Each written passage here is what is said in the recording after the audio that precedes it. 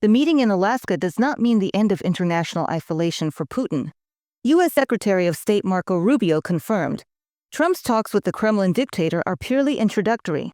There is no talk of any concessions to Moscow, but according to Rubio, a face-to-face meeting offers far more opportunities than phone talks. That's why the head of the White House decided to hold it.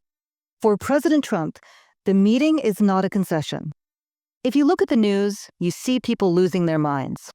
Oh, what a victory for Putin. He got the meeting. He himself doesn't see it that way. A meeting is what you do to clarify positions and make a decision. I want to have all the facts. I want to look this person in the eye. And that's exactly what the president wants to do.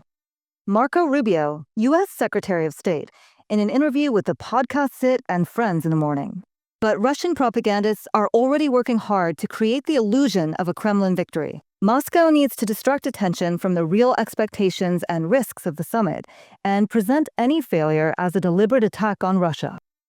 Sowing discord among Ukraine's partners and ending military support for Kyiv are the Kremlin's main goals.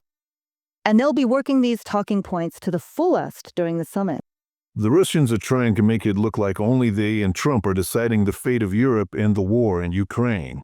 They're trying to act as if no other viewpoints exist. However, they're in for disappointment and unmet expectations. Trump doesn't see Russia as an equal, and the U.S. goal is to talk about the Arctic and Russia as a raw materials appendage.